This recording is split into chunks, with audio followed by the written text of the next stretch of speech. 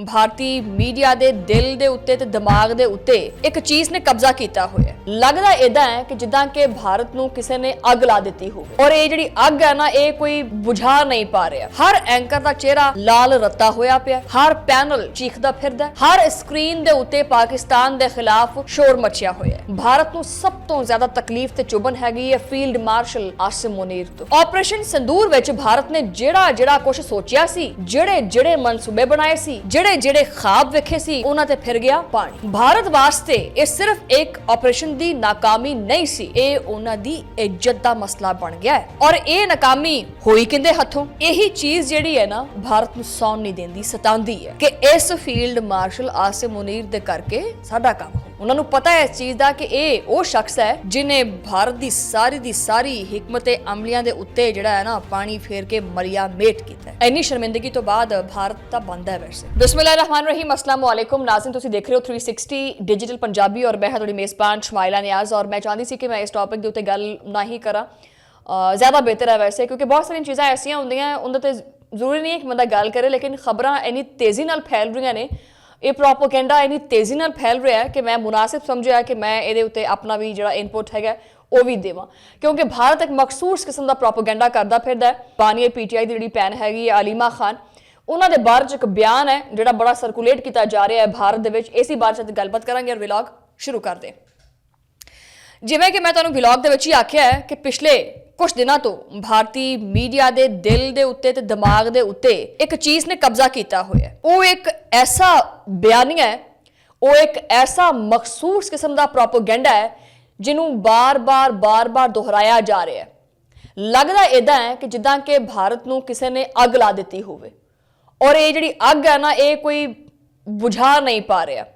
ਪਾਕਿਸਤਾਨ ਦੀ ਫੌਜ ਬੁਝਾ ਰਹੀ ਇਹ ਅੱਗ। ਹੁਣ ਤੁਸੀਂ ਯਕੀਨ ਕਰੋ ਕਿ ਇੰਡੀਅਨ ਮੀਡੀਆ ਦੀ ਹਾਲਤ ਵੇਖ ਕੇ ਲੱਗਦਾ ਹੈ ਕਿ ਜਿਵੇਂ ਕਿ ਉਹਨਾਂ ਦੀ TRP ਦੇ ਥੱਲੋਂ ਨਾ ਕਿਸੇ ਨੇ ਕੁਰਸੀ ਖਿੱਚ ਲਈ ਹੈ। ਹਰ ਐਂਕਰ ਦਾ ਚਿਹਰਾ ਲਾਲ ਰੱਤਾ ਹੋਇਆ ਪਿਆ, ਹਰ ਪੈਨਲ ਚੀਖਦਾ ਫਿਰਦਾ, ਹਰ ਸਕਰੀਨ ਦੇ ਉੱਤੇ ਪਾਕਿਸਤਾਨ ਦੇ ਖਿਲਾਫ ਸ਼ੋਰ ਮਚਿਆ ਹੋਇਆ ਹੈ। ਲੇਕਿਨ ਇੱਕ ਸਵਾਲ ਇੱਥੇ ਲਾਜ਼ਮੀ ਮੈਂ ਪੁੱਛਣਾ ਚਾਹਾਂਗੀ ਕਿ ਇੰਨੀ ਸਾਰੀ ਘਬਰਾਹਟ ਜਿਹੜੀ ਹੈ ਕਿਉਂ ਹੈ? ਆਖਰ ਤਕਲੀਫ ਕਿਹੜੀ ਹੈ ਔਰ ਜਿਸਮ ਦੇ ਕਿਹੜੇ ਹਿੱਸੇ 'ਚ ਤਕਲੀਫ ਹੈ? ਭਾਰਤ ਨੂੰ ਸਭ ਤੋਂ ਜ਼ਿਆਦਾ ਚੁਭਨ ਪਤਾ ਕਿਹਦੇ ਤੋਂ ਹੈ? ਭਾਰਤ ਨੂੰ ਸਭ ਤੋਂ ਜ਼ਿਆਦਾ ਤਕਲੀਫ ਤੇ ਚੁਭਨ ਹੈਗੀ ਹੈ ਫੀਲਡ ਮਾਰਸ਼ਲ ਆਸਿਮ ਮੁਨੀਰ ਤੋਂ। ਔਰ ਇਹ ਕੋਈ ਅੱਜ ਦੀ ਗੱਲ ਨਹੀਂ ਹੈਗੀ। ਭਾਰਤੀ ਮੀਡੀਆ ਦੀ ਦੁਸ਼ਮਣੀ, ਉਹਨਾਂ ਦਾ ਗੁੱਸਾ, ਉਹਨਾਂ ਦਾ ਖੌਫ, ਇਹ ਸਾਰਾ ਕੁਝ ਇੱਕ ਦਿਨ 'ਚ ਪੈਦਾ ਨਹੀਂ ਹੋਇਆ। ਇਹਦੇ ਪਿੱਛੇ ਇੱਕ ਪੂਰੀ ਕਹਾਣੀ ਹੈ, ਸਮਝੇ?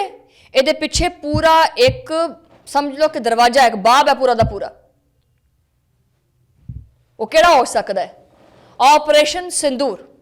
ਆਪਰੇਸ਼ਨ ਸਿੰਦੂਰ ਵਿੱਚ ਭਾਰਤ ਨੇ ਜਿਹੜਾ ਕੁਝ ਸੋਚਿਆ ਸੀ, ਜਿਹੜੇ ਮਨਸੂਬੇ ਬਣਾਏ ਸੀ, ਜਿਹੜੇ ਖਾਬ ਵੇਖੇ ਸੀ, ਉਹਨਾਂ ਤੇ ਫਿਰ ਗਿਆ ਪਾਣੀ। ਭਾਰਤ ਵਾਸਤੇ ਇਹ ਸਿਰਫ ਇੱਕ ਆਪਰੇਸ਼ਨ ਦੀ ਨਾਕਾਮੀ ਨਹੀਂ ਸੀ, ਇਹ ਉਹਨਾਂ ਦੀ ਇੱਜ਼ਤ ਦਾ ਮਸਲਾ ਬਣ ਗਿਆ ਹੈ, ਇੱਜ਼ਤ ਦਾ। ਔਰ ਇਹ ਨਾਕਾਮੀ ਹੋਈ ਕਿੰਦੇ ਹੱਥੋਂ? ਇਹ ਸਾਰਾ ਪਸ ਮੰਜ਼ਰ ਮੈਂ ਦੱਸਦੀ ਹਾਂ ਕਿ ਫੀਲਡ ਮਾਰਸ਼ਲ ਆਸਿਮ ਮੁਨੀਰ ਤੋਂ ਮਸਲਾ ਕੀ ਹੈ। ਇਹ ਨਾਕਾਮੀ ਹੋਈ ਕਿੰਦੇ ਹੱਥੋਂ? ਪਾਕਿਸਤਾਨ ਦੀ ਫੌਜ ਦੇ ਹੱਥੋਂ। ਇੱਕ ਐਸੀ ਲੀਡਰਸ਼ਿਪ ਦੇ ਤਹਿਤ ਹੋਈ ਜਿਹਨੇ ਨਾ ਕੋਈ ਸ਼ੋਰ ਸ਼ਰਾਬਾ ਕੀਤਾ, ਨਾ ਕੋਈ ਮੀਡੀਆ ਦੇ ਉੱਤੇ ਘੰਟੀਆਂ ਵਜਾਈਆਂ, ਖਾਮੋਸ਼ੀ ਨਾਲ ਆਪਣਾ ਕੰਮ ਕੀਤਾ ਔਰ ਭਾਰਤ ਨੂੰ ਭੁਆਂ ਕੇ ਥੱਲੇ ਮਾਰਿਆ। ਇਹੀ ਚੀਜ਼ ਜਿਹੜੀ ਹੈ ਨਾ ਉਹ ਭਾਰਤ ਨੂੰ ਸੌਣ ਨਹੀਂ ਦਿੰਦੀ, ਸਤਾਉਂਦੀ ਹੈ ਕਿ ਇਸ ਫੀਲਡ ਮਾਰਸ਼ਲ ਆਸਿਮ ਮੁਨੀਰ ਦੇ ਕਰਕੇ ਸਾਡਾ ਕੰਮ ਹੋ ਗਿਆ। ਤੁਸੀਂ ਇਹ ਸਮਝੋ ਕਿ ਭਾਰਤੀ ਮੀਡੀਆ ਜਦੋਂ ਫੀਲਡ ਮਾਰਸ਼ਲ ਆਸਿਮ ਮੁਨੀਰ ਦਾ ਨਾਂ ਸੁਣਦਾ ਹੈ ਨਾ ਸਿੱਧਾ ਖੜਾ ਹੋ ਜਾਂਦਾ ਹੈ ਕਿ ਹਾਏ ਕਿਤੇ ਆ ਤਾਂ ਨਹੀਂ ਗਿਆ ਸਾਡੇ ਵੱਲ ਨੂੰ, ਕਿਉਂਕਿ ਉਹਨਾਂ ਨੂੰ ਪਤਾ ਹੈ ਇਸ ਚੀਜ਼ ਦਾ। ਉਹਨਾਂ ਨੂੰ ਪਤਾ ਹੈ ਇਸ ਚੀਜ਼ ਦਾ ਕਿ ਇਹ ਉਹ ਸ਼ਖਸ ਹੈ ਜਿਹਨੇ ਭਾਰਤ ਦੀ ਸਾਰੀ ਹਿਕਮਤ ਅਮਲੀਆਂ ਦੇ ਉੱਤੇ ਜਿਹੜਾ ਹੈ ਨਾ ਪਾਣੀ ਫੇਰ ਕੇ ਮਰਿਆ ਮੇਟ ਕੀਤਾ ਹੈ। ਚਾਹੇ ਉਹ ਬਾਰਡਰ ਦੀ ਪੋਜੀਸ਼ਨ ਹੋਵੇ, ਚਾਹੇ ਉਹ ਇੰਟੈਲੀਜੈਂਸ ਦੀਆਂ ਕਾਰਵਾਈਆਂ ਹੋਣ, ਜਾਂ ਚਾਹੇ ਉਹ ਸਫਾਰਤੀ ਹਿਕਮਤ ਅਮਲੀ ਹੋਵੇ। ਭਾਰਤ ਹਰ ਮਹਾਜ਼ ਤੇ ਇੱਕ ਵਾਰੀ ਨਹੀਂ, ਦੋ ਵਾਰੀ ਨਹੀਂ, ਤਿੰਨ ਵਾਰੀ ਨਹੀਂ, ਚਾਰ ਵਾਰੀ ਨਹੀਂ, ਬਾਰ-ਬਾਰ ਨਾਕਾਮ ਹੋਇਆ। ਔਰ ਜਦੋਂ ਭਾਰਤ ਨਾਕਾਮ ਹੁੰਦਾ ਹੈ ਤੇ ਉਹ ਜ਼ਿੰਮੇਦਾਰ ਪਾਕਿਸਤਾਨ ਨੂੰ ਠਹਿਰਾਉਂਦਾ ਹੈ, ਬਲਕਿ ਨਹੀਂ, ਉਹ ਜ਼ਿੰਮੇਦਾਰ ਸਿਰਫ ਔਰ ਸਿਰਫ ਇੱਕ ਬੰਦੇ ਨੂੰ ਠਹਿਰਾਉਂਦਾ ਹੈ, ਫੀਲਡ ਮਾਰਸ਼ਲ ਆਸਿਮ ਮੁਨੀਰ ਨੂੰ। यही वजह है कि अज इंडियन मीडिया की कोशिश है कि पाकिस्तान ते उहदी फौज के बारे च इस तरह का प्रोपोगेंडा किया जाए, खास करके ਤੁਸੀਂ ਇਹ ਨੋਟਿਸ ਕਰੋ ਕਿ ਖਾਸ ਕਰਕੇ ਪਾਕਿਸਤਾਨ ਦੀ ਫੋਰਸਿਸ ਦੇ ਜਿਹੜਾ ਨਾ ਉਹ ਖਿਲਾਫ ਇੰਨਾ ਪ੍ਰੋਪੇਗੈਂਡਾ ਨਹੀਂ ਹੋ ਰਿਹਾ ਜਿੰਨਾ propaganda field marshal Asim Munir ਦੇ ਕਰਕੇ ਹੋ ਰਿਹਾ। ਭਾਰਤ ਹਰ ਬਿਆਨ ਨੂੰ ਤੋੜ ਮਰੋੜ ਕੇ, ਜੁਮਲਿਆਂ ਨੂੰ ਬਦਲ ਕੇ, ਸਿਆਕੋ ਸਬਾਕ ਤੋਂ ਹਟਾ ਕੇ ਇੱਕ ਵੱਖਰੀ ਚੀਜ਼ ਕੱਢ ਦਿੰਦਾ ਹੈ। ਪੁਰਾਣਾ ਖੇਲ, ਪੁਰਾਣਾ ਹਰਬਾ ਅਜ਼ਮਾਉਂਦਾ ਹੈ। ਲੇਕਿਨ ਇਸ ਵਾਰੀ ਤਾਂ ਉਹਨੇ ਹੱਦ ਹੀ ਪਾਰ ਕਰ ਦਿੱਤੀ ਹੈ। ਇੱਕ ਐਸਾ ਬਿਆਨ ਫੀਲਡ ਮਾਰਸ਼ਲ ਆਸਿਮ ਮੁਨੀਰ ਦੇ ਬਾਅਦ 'ਚ ਸਰਕੂਲੇਟ ਕਰਦਾ ਪਿਆ ਹੈ ਜਿਹਦਾ ਹਕੀਕਤ ਤੋਂ ਦੂਰ ਦੂਰ ਤੱਕ ਕੋਈ ਤਾਲੁਕ ਨਹੀਂ ਹੈਗਾ। ਜਾਣਬੁੱਝ ਕੇ ਜਿਹੜੀ ਇਹ ਸ਼ਿੱਦਤ ਹੈ ਇਹ ਵਧਾਈ ਜਾ ਰਹੀ ਹੈ। ਆਖਿਰ ਪ੍ਰੋਬਲਮ ਕੀ ਹੈ? ਵੈਸੇ ਮੈਨੂੰ ਦੱਸ ਦਿਓ ਨਾ ਕਿ ਫੀਲਡ ਮਾਰਸ਼ਲ ਆਸਿਮ ਮੁਨੀਰ ਤੋਂ ਕੀ ਪ੍ਰੋਬਲਮ ਹੈ। ਤੁਸੀਂ ਸਾਰਾ ਦਾ ਸਾਰਾ ਫੋਕਸ ਜਿਹੜਾ ਨਾ ਉਹ ਇੱਕ ਬੰਦੇ ਤੇ ਕੀਤਾ ਹੋਇਆ ਹੈ।